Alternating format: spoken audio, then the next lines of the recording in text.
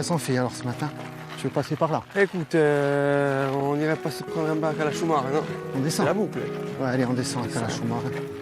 Tu sais, Bounatsa morte aujourd'hui, je pense qu'on va se régaler.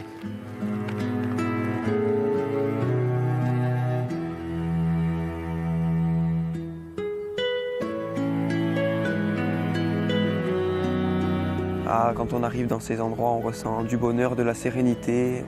On oublie tout ce qu'il y a autour et puis on profite donc de cette balade fantastique entre granit et calcaire. Pour moi, ce lieu, ça représente la vraie campagne bonifacienne.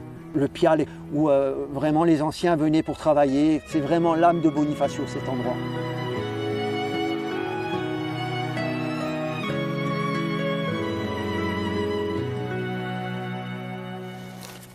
Ouais, et là, on va camper là-bas à droite. On va ouvrir la barrière. Par contre, on va bien penser à la refermer derrière nous. Hein. Allez, vas-y, passe. Ah, on referme notre barrière. Allez, c'est un 4 andiamo. Allez, on y va.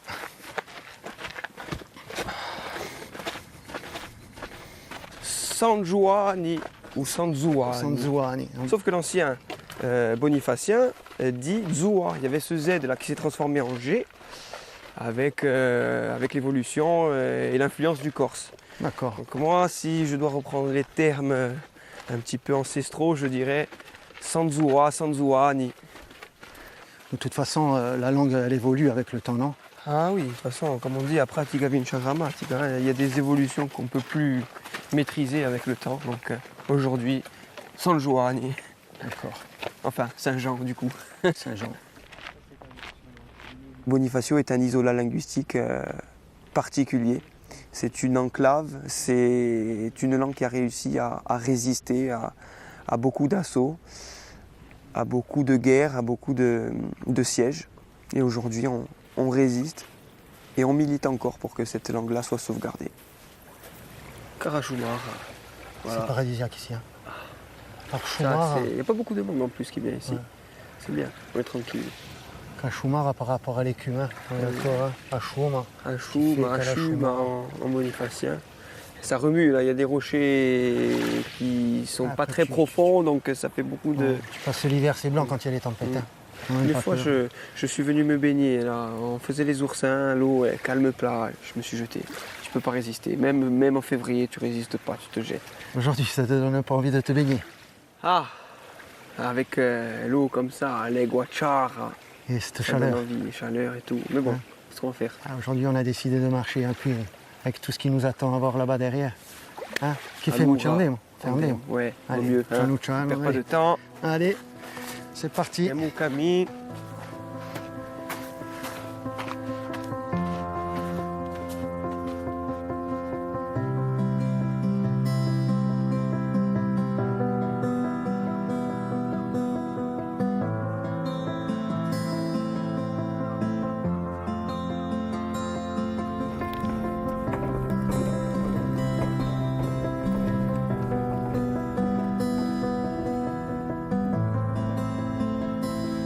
Fille, allez, viens.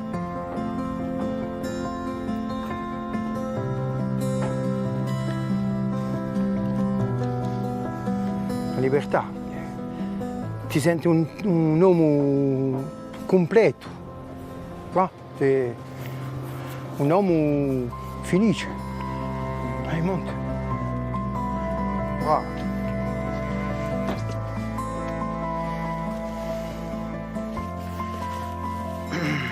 Ehi, vai Sarpi, Tramaglione, eh? Ehi, devo andare papà.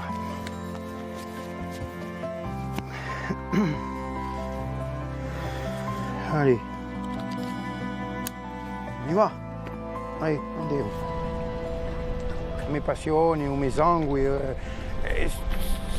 la gente sono passate prima di me, so solo che ho preso il flambeau di papà e penso che è importante.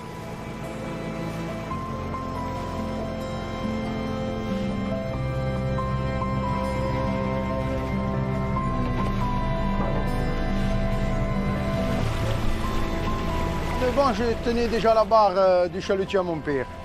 À 9 ans. Et pour tout te dire, j'ai arrêté en 6e à l'école.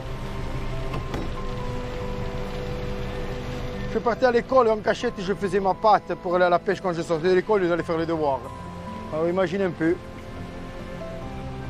Il ne voulait pas que je fasse la pêche, mon père. Il ne voulait pas du tout que je fasse la pêche. Il voyait que ça allait empirer de jour en jour. Ça a été assez compliqué. Mais voilà, hein, je suis là. Quand tu as goûté ça, et que tu es né là, parce qu'on a 6 générations de pêcheurs à Bonifacio. Hein.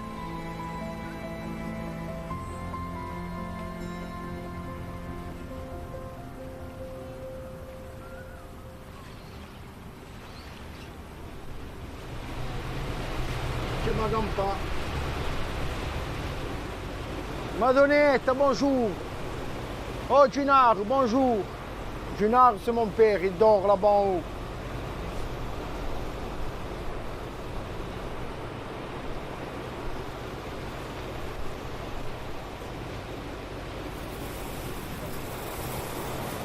Je crois que mes parents m'ont mis l'eau salée dans le biberon.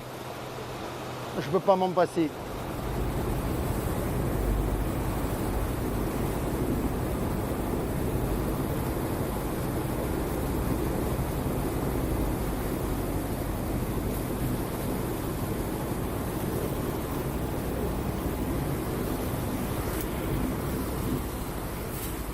On va même pas la bouée.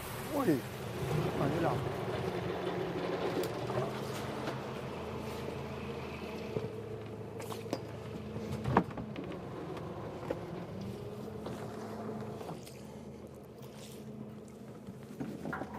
Et voilà. Et là, tu as 60 mètres de profondeur. Donc, il y a 60 mètres de corde pour que le filet puisse arriver au fond. Là, ça fait 2 jours qu'ils sont à la mer. On va voir si on a quelques langoustes que Dame Nature nous les offre. On verra. Sur terre ou sur mer, il y a beaucoup de chamboulements. Il n'y a plus de saison. Trop chaud. Le poisson, il ne reste pas à 30-40 mètres. Il cherche l'eau fraîche. Les pêches que j'ai connues avec mon père, je crois que je ne les verrai jamais plus. C'était riche avant, hein. Eh oui, è cosa finita, ne abbiamo preso nuda. Bon, casacche mica sempre gli stessi, così, Ogni tanto c'è le bon Dieu qui nous donne quelque chose quand même, oh. Sinon, ciò che gli va a te è la passione,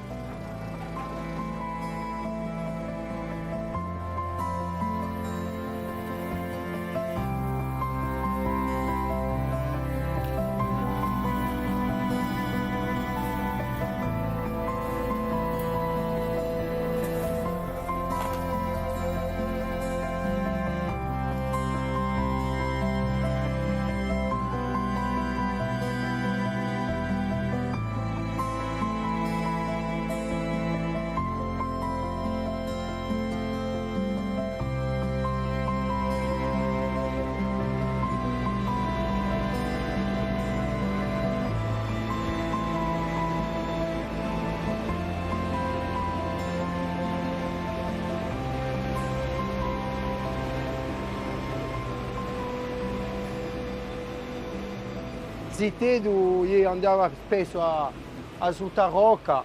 C'était en dessous Bonifacio, là où il y a le grain de sable, ou Diou Grosse, comme on dit en bonifacien aussi. À côté, tu as le Diou Marmini, c'était là où jeunes, on allait conquérir les rochers et plonger des rochers. Tout là, j'ai tout fait, à la nage, j'ai tout fait.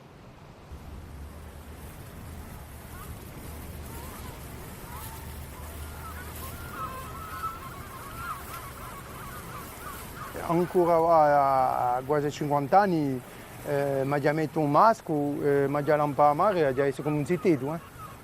Là où l'eau, tu t'as monté così et puis voilà. Qu'est-ce que tu veux de plus là? Plus que moi. Ci sono certi, sono in Parigi, in rinto bureau, davanti all'ordinateur et au vidéo là. Regarde. On ne peut pas s'enlacer. C'est scemo. È un piacere.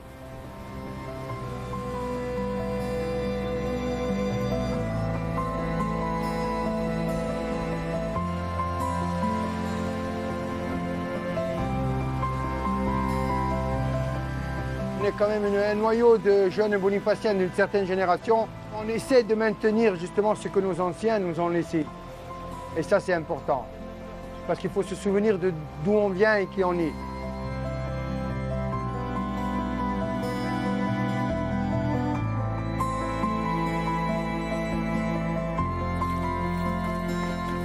Allez, maintenant, on va à Cala di Labra.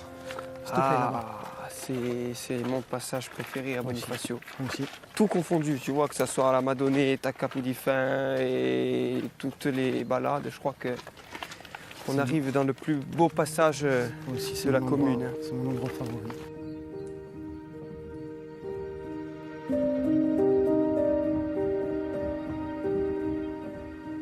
Tous les jours, j'ai besoin, moi, de partir et de m'évader de tous les tracas qu'on peut avoir dans le boulot ou dans la vie de tous les jours. C'est une thérapie, clairement. Ça fait du bien. Je pense que l'homme a besoin du contact avec la nature pour s'évader, pour penser à autre chose, pour se reconstruire. Ce qu'il y a d'extraordinaire là, c'est que les falaises, elles n'ont jamais la même couleur. Que ce soit selon la saison ou selon le positionnement du soleil. Ah ouais. Quand elles sont blanches, quand elles C'est un sont tableau, jaunes. c'est une peinture. Des fois, tu couches de soleil, elles peuvent être roses. C'est fantastique. Là. Je crois qu'on arrive pas loin de la limite, là, non On va arriver à la limite, ouais, à la Sans démarcation. l'odeur du calcaire. Ouais, on commence à mettre qui le pied. s'approche.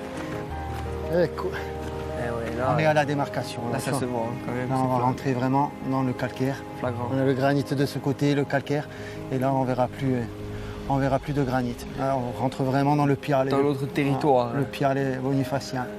Là, on rentre à la maison. Voilà. Tu la sens cette chaleur quand tu rentres justement dans le calcaire. La réverbération, tu sens que tu prends des degrés en plus. Hein. Elle nous prouve tous les jours, la nature, qu'elle sera éternellement plus forte que l'homme. Et cette identité forte que nous avons à Bonifacio, elle n'est pas un hasard, elle est aussi due à notre situation géographique, à la nature et à cette force.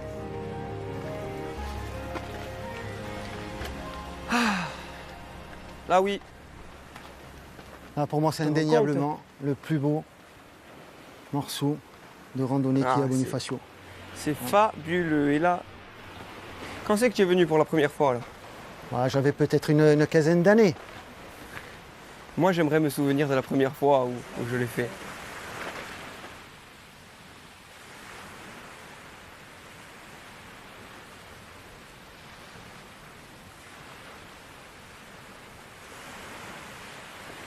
Matteo, on se rafraîchit un peu.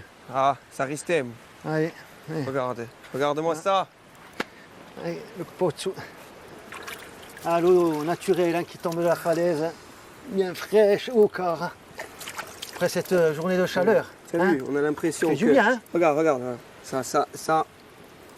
J'ai l'impression qu'elle est poutre, elle est broute, elle est pleine de terre, Ah oui, parce que tu remontes Regarde-moi la ça, base, comme mais elle- autrement. comme elle est limpide. Ouais, ouais. Ah, magnifique. Elle est fraîche, ça se fait du bien. Magnifique. Ce que peut nous apporter le calcaire. Ouais. Cala di Labra.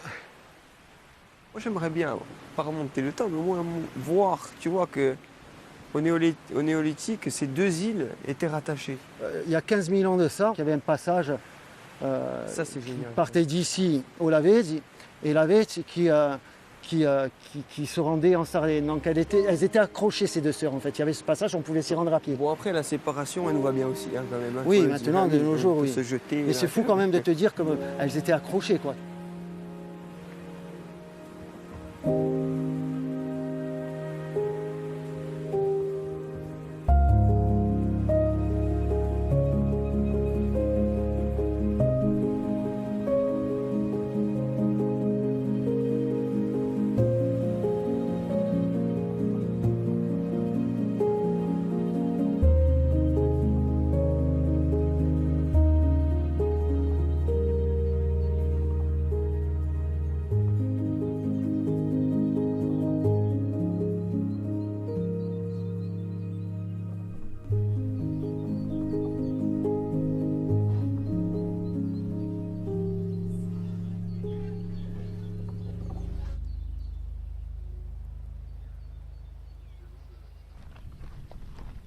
Pour moi, c'est impensable de passer une journée sans animaux déjà.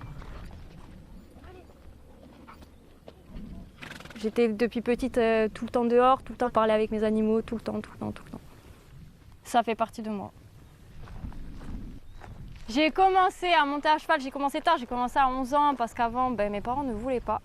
Je me suis pris de bonnes gamelles et j'en ai pris une en particulier à l'âge de 15 ans. On m'a coupé les ailes pendant 3 ans. J'avais interdiction de monter à cheval. Et à 18 ans, la passion ne m'avait toujours pas quittée. Et à 19 ans, j'ai pris mon premier cheval. Et puis, c'est parti de là. Allez, Uno. Allez, viens. Allez. Ici, c'était rien du tout, c'était du maquis. C'était noir de maquis sur les 3 hectares que tu vois. Il me fallait un point d'ancrage ici pour être proche de mon père et pouvoir vivre de ma passion. Prends le side de Uno en passant là. Ouais, il est accroché.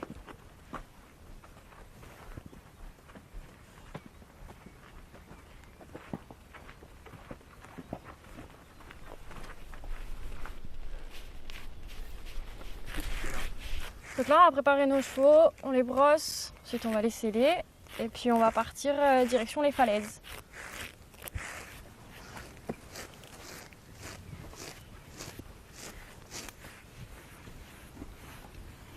On a pris les 2 chouchous. C'est vrai, c'est des chouchous. Ouais. C'est les 2 chevaux. C'est les chefs. Ouais, c'est les chefs. C'est Uno, j'ai démarré l'aventure avec lui.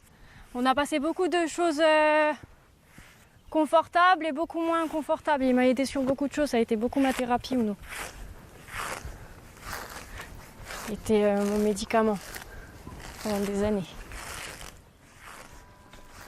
Ça a été une période de ma vie où quand j'ai acheté Uno, ma mère était malade. Et de partout où je me déplaçais, il fallait qu'il y ait mon pilier, il fallait qu'il y ait mon cheval. Donc après la maladie et la perte de ma mère, c'est là qu'on s'est dit ok, la vie elle tient qu'à un fil, je vais vivre la vie que je veux et je vais profiter de la vie que je veux avoir.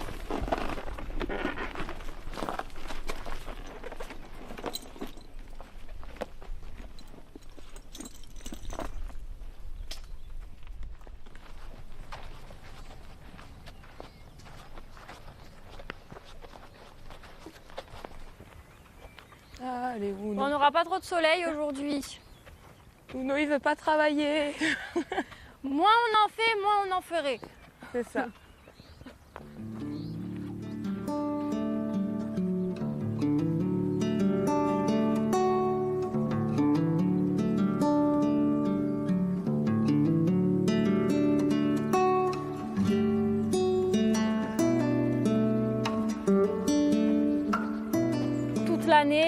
Client, pas client, c'est une balade que je fais très régulièrement, même l'hiver je dirais presque tous les matins. Je vais là-bas, je me cale sur la falaise et je contemple. Et en fait on ne peut pas s'en lasser, c'est pas possible. Il y a une ambiance spéciale.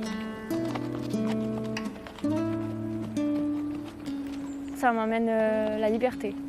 C'est pouvoir me déplacer librement avec mes animaux et parcourir tous les sentiers sans dégrader quoi que ce soit surtout.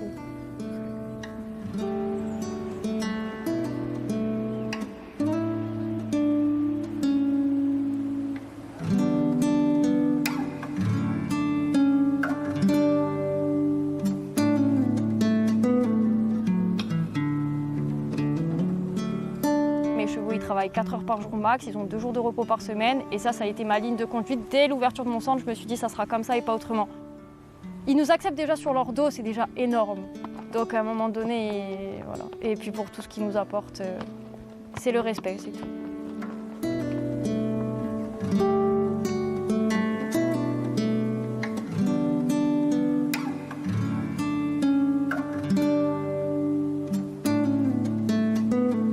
À l'heure actuelle, on est quand même dans une société où tout bouge, tout tremble. Les gens sont hyper connectés sur les téléphones, hyper connectés sur tout. Et on ne se connecte plus à l'essentiel. En fait, on ne sait plus ce que c'est vraiment la nature, les animaux. On oublie en fait d'où on vient. C'est quand même une chance d'être à cheval aux falaises. C'est un moment privilégié. Hein. C'est... Voilà, t'es là, tu penses à rien, t'es là au moment présent. Je me rends compte de la chance que j'ai, ça c'est sûr. Et que chaque jour, c'est une journée magique. On est dans un lieu magnifique, on a le calme, on a tout, on a tout, on a tout. Enfin, en tout cas, tout ce qui me ressemble à moi après.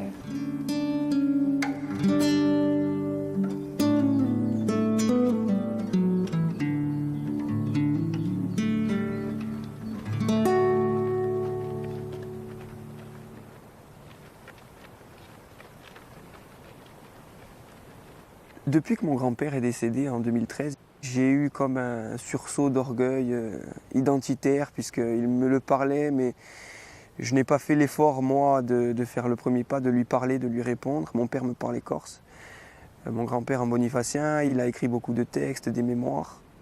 Quand il est décédé, ça a été instinctivement une obligation de le parler aux anciens, comme si je retrouvais cette part de lui dans mon parler et dans les échanges que j'ai avec les différentes personnes.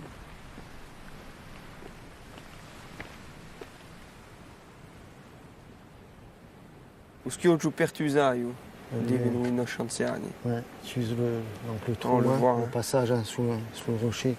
Mm. Ouais. À côté, on a l'orca. L'orca, pareil. Hein. La jarre en bonifacien, La jarre. par rapport à avec- sa forme. Et le trou qu'on peut avoir en haut. C'est un des endroits les plus photographiés, hein, d'ailleurs, Ouais. ici. Mm. Là, l'endroit, il est quand même particulièrement beau aussi. Alors tu sais que On a dit ça toute la journée. oui, après tout est beau. Hein. Tout est beau, hein. En Orca, C'est tu que sais des aussi gens que chanceux. c'était un lieu où à l'époque, il y avait, dans tous les littoraux corse, il y avait le phoque moine.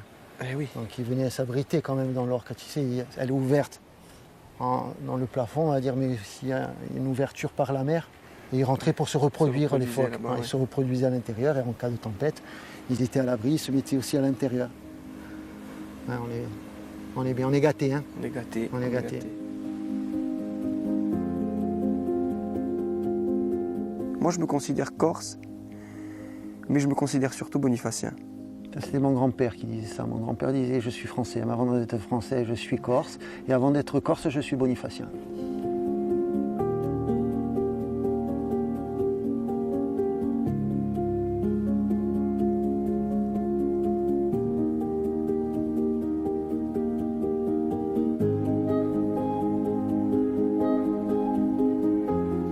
Bonifacio, je pense que c'est un village dans la ville, où il y a toujours cette racine de bonifacien qui n'a pas oublié le passé en tout cas, qui n'a pas oublié nos traditions, notre culture, notre patrimoine. Donc oui, on est quand même encore une poignée à se soucier de tout ça. On est à la pointe sud de la France métropolitaine et c'est un lieu où on aperçoit la Sardaigne et les différentes frontières au sud de la Méditerranée, donc tout ce qui signifie l'ouverture, ce qui est hyper important pour nous bonifaciens puisque nous venons nous aussi de loin depuis des siècles.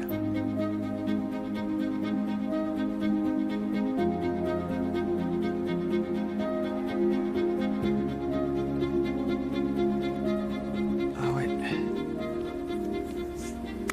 Cette vue, hein. Bon. Le cadeau final, il est là, hein, devant nous. Hein. C'est la sérénité. Ouais. Ah, la couleur de l'eau, là, c'est le soleil qui luit sur la mer, c'est incroyable. Et Bonifacio è eterno. Ouais, c'est le dicton Il est de chez nous. éternel. Éternel. C'est notre dicton. On va finir sur ça.